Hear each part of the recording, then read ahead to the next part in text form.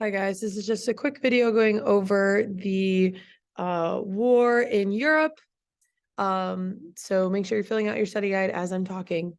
Patton is headed to Italy to try and start taking over the Axis powers, take over control, specifically starting in Sicily. And they know once they are in control of Sicily, they will likely be able to take over all of Italy.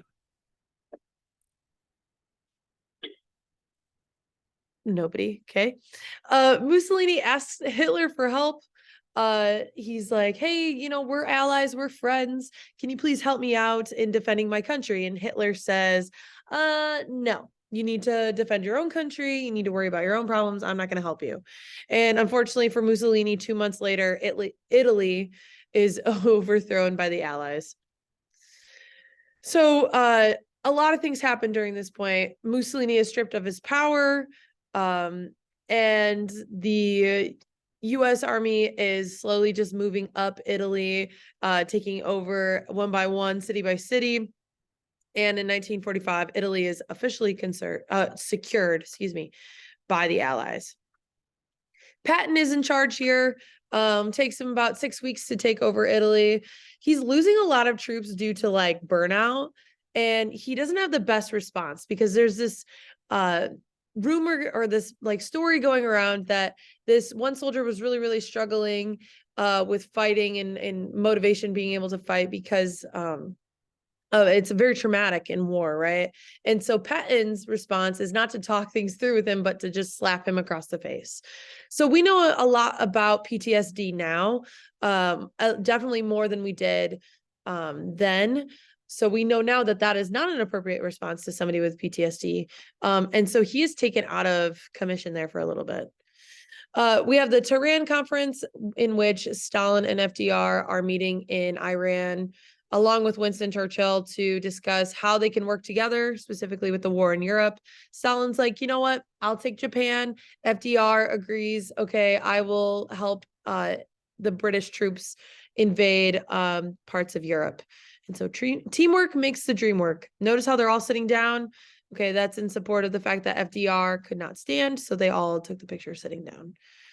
United front. We also have Operation Fortitude happening, which is basically a distraction. We have the Allies disguising an assault in Europe. They're given a fake army. You'll notice that these tanks are being held up by humans. That's because they aren't real. Okay, they're inflatable tanks. And so they would get a bunch of those and sit them on the coast to try and trick German soldiers into thinking, oh my gosh, they're preparing to fight us. They have so much stuff. We need to prepare specifically here in this location. Little did they know, 200 miles away from Operation Fortitude is the largest land, sea, air operation in military history, also known as D-Day.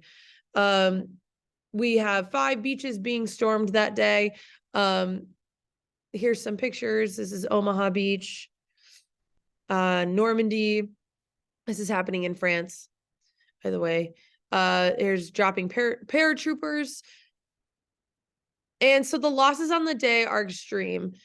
We have 2,400 U.S. forces dead. 50% of soldiers survive this attack. And I have this video that you can go watch. It's linked in the slides. It's basically like somebody that was involved with D-Day, a soldier that fought in D-Day, talking about his experience. And I have stuff like this here because when we talk about war, we talk a lot about like different numbers of people that died, people that survived, people that fought in the war. And you need to remember that behind each one of those numbers is a person, a living, breathing human being. So I think listening and reading interviews about people that actually lived through these events is very important because it keeps us in perspective that these were real people being affected by these events. Hitler is told about Normandy, but he still thinks that Patton is going to be the one to attack with these, what we know as fake tanks, but he thinks they're real. And so because of that, we are able, the United States allies with England, right, are able to free France, Belgium, and even Luxembourg. This is good news back in America because FDR gets elected to a 4th term. That is unheard of and will never happen again. But the reason why they don't want to elect a new president during a war is because you don't want to change leadership, right? You have no idea what that new leader could do, if they could mess up a lot of the decisions already made, things like that. So FDR gets elected to a 4th term. And then Hitler orders a lot of his troops to Belgium, which results in what's called the Battle of the Bulge. This is the beginning of the end for the German army.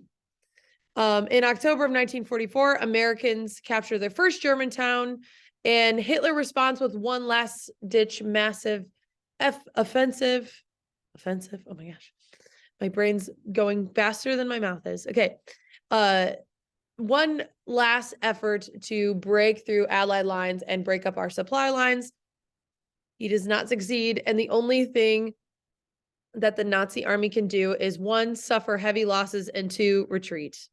So it's the beginning of the end for them. Hitler's forced into an underground bunker.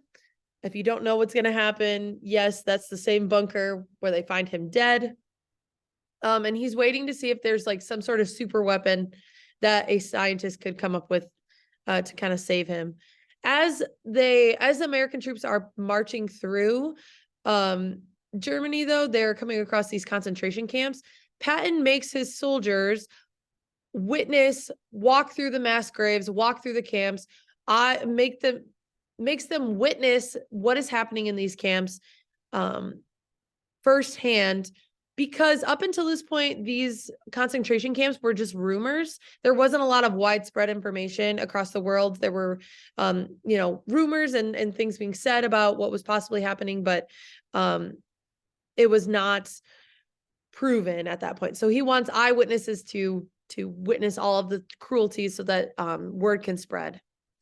And so they're liberating a lot of these camps. The Soviets are liberating camps in Poland as well. During this time, FDR dies. Truman becomes president. And we'll see him later when we talk about the atomic bomb. Mussolini is executed publicly.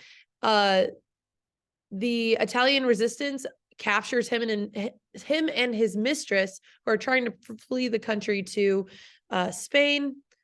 Hitler does not want to suffer the same fate, so he kills himself in that underground bunker. Germany surrenders, and the war in Europe is finally done. They celebrate VE Day, Victory in Europe Day. Oddly enough, future President General Eisenhower accepts the condition of surrender by Nazi Germany. And on May 8th, 1945, the Allies officially celebrate Victory in Europe Day. And then there's that famous picture that we all know about VE Day. All right, that is it. That is all I have for you. If you have any questions, let me know. See you later.